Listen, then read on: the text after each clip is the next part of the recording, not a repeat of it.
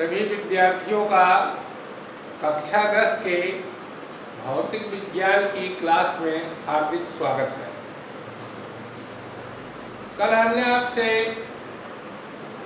चर्चा किया था गोलीय दर्पण की, और आज उसी पर थोड़ा बृहद रूप में देखना है।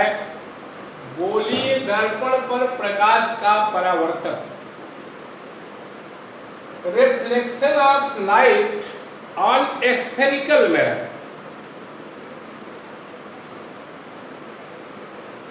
सबसे पहला प्रश्न, गोलीय दर्पण किसे कहते हैं? यदि किसी खोखले गोलीय कांच को काटकर उसके एक पृष्ठ को कलई या चांदी की पॉलिश कर दी जाए तो दूसरा तल परावर्तक बन जाता है।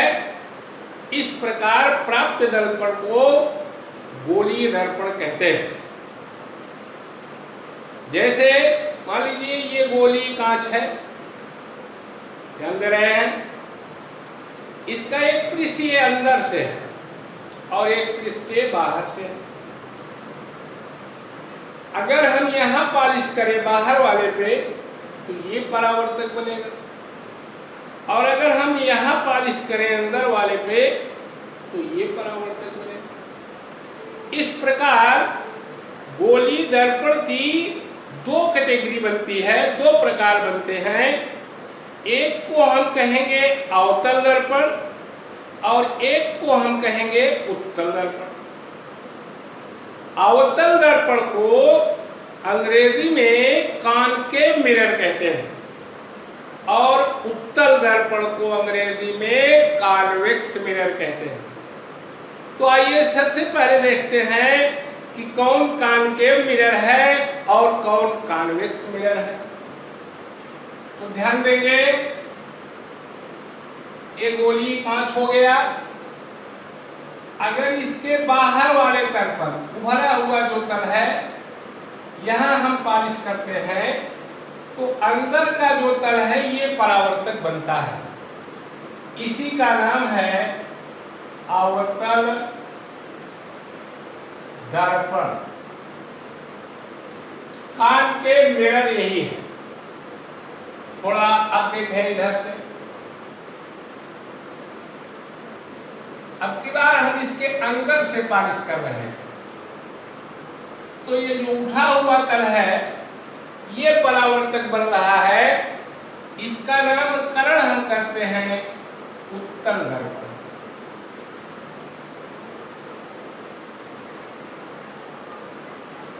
कॉनकेव मिरर, अवतल दर्पण, अंदर से परावर्तन। कॉन्वेक्स मिरर, उत्तल दर्पण, उठे हुए तल से परावर्तन। ये पहचान आप जरूर रखिएगा। अब हम दर्पण से संबंधित कुछ तथ्य आपको दे रहे हैं। जैसे सबसे पहला पॉइंट है ध्रुव का, जिसको हम अंग्रेजी में पोल कहते हैं, और पोल से लिया गया P। तो सबसे पहले हम ध्रुव का निर्धारण करेंगे। दर्पण के ठीक मध्य वाला जो बिंदु होगा, देख रहे हैं, ठीक मध्य वाला, इसी का नाम है ध्रुव या अंग्रेजी में पोल। इसको हम फिजिक्स की भाषा में संकेत करेंगे P से। पहली जानकारी ध्रुव की आपको हो गई कि दर्पण के ठीक मध्य वाला बिंदु ध्रुव कहा जाएगा, जिसको अंग्रेजी में पोल कहेंगे। दूसरा पॉइंट क्या है? वक्रता केंद्र। वक्र माने होता है टेढ़ा। जिस खोखले गोले को काट कर ये बनाया जाएगा, ध्यान दीजिएगा, उसका जो केंद्र बिंदु होगा उसी को हम वक्रता केंद्र, सेंटर ऑफ कर्वेचर C कहेंगे। अर्थात इस दर्पण का वक्रता केंद्र यहाँ है और इस दर्पण का वक्रता केंद्र यहाँ होगा। अब आपको मैंने दो जानकारियां दे दिया। दर्पण के ठीक बीच वाला बिंदु ध्रुव होगा जिसे P से संकेत करेंगे, और जिस खोखले गोले को काट कर ये दर्पण बनाए जाएंगे उसके केंद्र का नाम होगा वक्रता केंद्र, सेंटर ऑफ कर्वेचर, जिसे हम C से संकेत करेंगे। तीसरी बात, मुख्य अक्ष। वक्रता केंद्र को ध्रुव से मिला देने पर एक रेखा बनती है जिसको हम मुख्य अक्ष कहेंगे, प्रिंसिपल एक्सिस कहेंगे। अर्थात ये सीपी रेखा जो बन रही है इसी का नाम है मुख्य अक्ष अथवा प्रिंसिपल एक्सिस। चौथी बात, वक्रता त्रिज्या, रेडियस ऑफ कर्वेचर। वक्रता त्रिज्या क्या है? इस C से लेकर इस P तक की दूरी का नाम है वक्रता त्रिज्या, जिसको अंग्रेजी में रेडियस ऑफ कर्वेचर कहते हैं, और इसे हम R से संकेत करते हैं। ये होगा आपका R।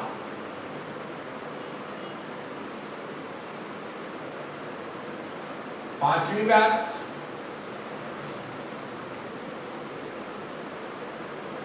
मुख्य फोकस और द्वारक। द्वारक क्या चीज है?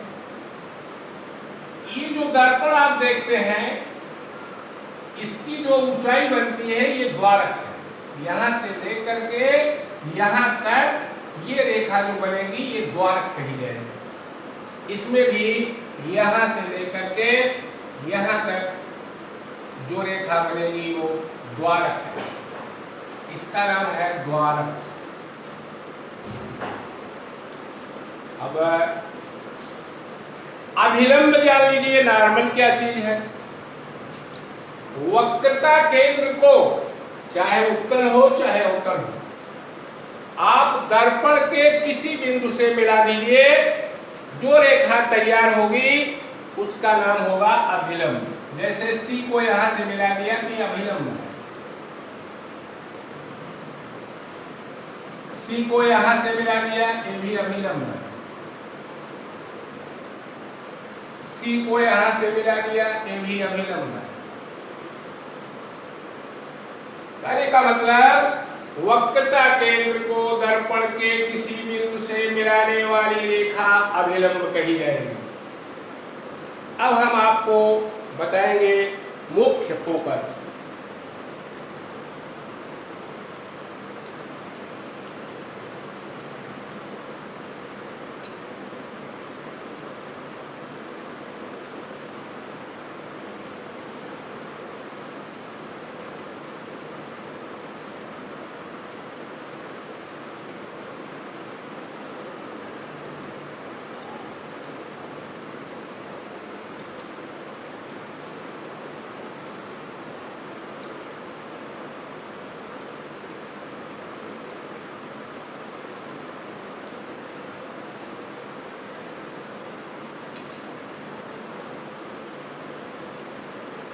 जैसा कि अभी हमने आपको बताया, ये क्या है?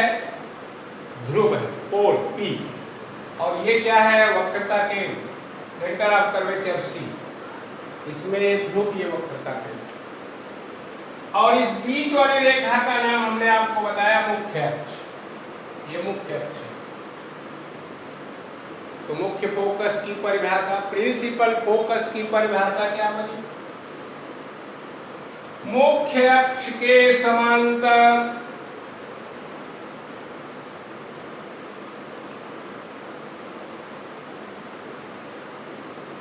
ये मुख्य अक्ष के समांतर है।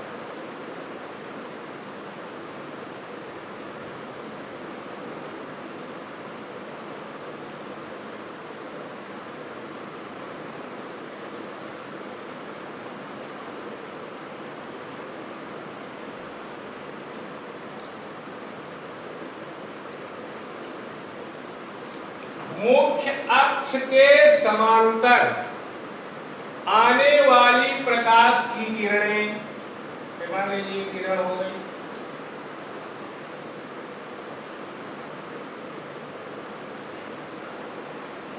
मुख्य अक्ष के समांतर आने वाली प्रकाश की किरणें परावर्तन के उपरांत, परावर्तन देख लीजिए,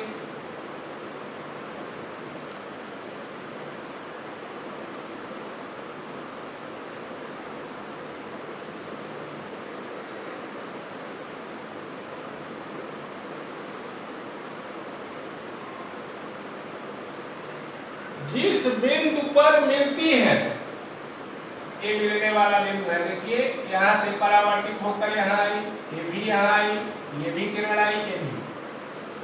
मुख्य अक्ष के समांतर आने वाली प्रकाश की किरणें परावर्तन के उपरांत जिस बिंदु पर मिलती है, या अब इसमें आ जाइए,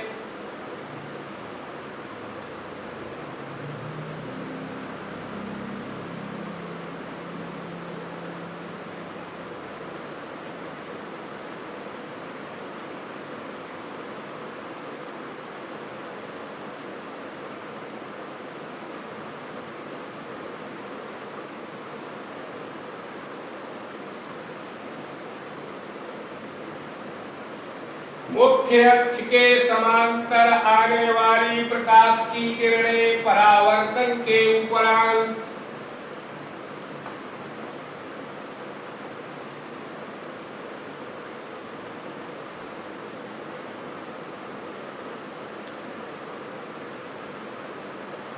जिस बिंदु पर मिलती है या मिलती हुई प्रतीत होती है, मिलती है अवतल दर्पण में,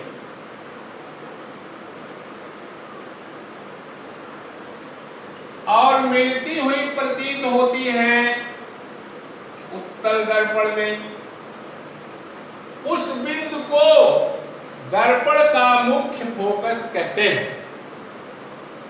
फिर से जान लीजिए, मुख्य फोकस बड़ी इंपॉर्टेंट चीज है।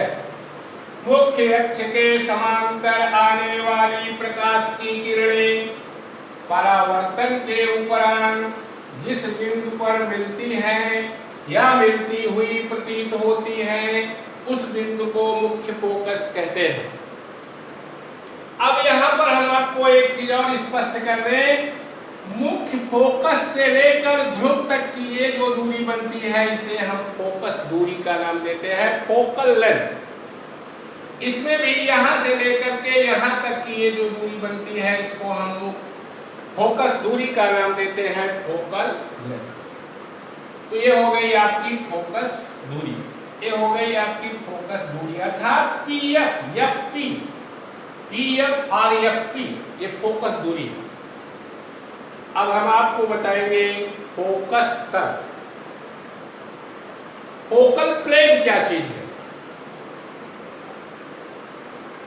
मुख्य फोकस से, जैसे ये मुख्य फोकस है, ये मुख्य फोकस है, मुख्य फोकस से गुजरने वाला वह तल जो मुख्य अक्ष पर लंबवत हो। ध्यान दीजिएगा, एक डस्टर यहां से 90 अंश का कोण बना रहा है, एक डस्टर यहां से 90 अंश का कोण बना रहा है, तो ये फोकस तल है इसका।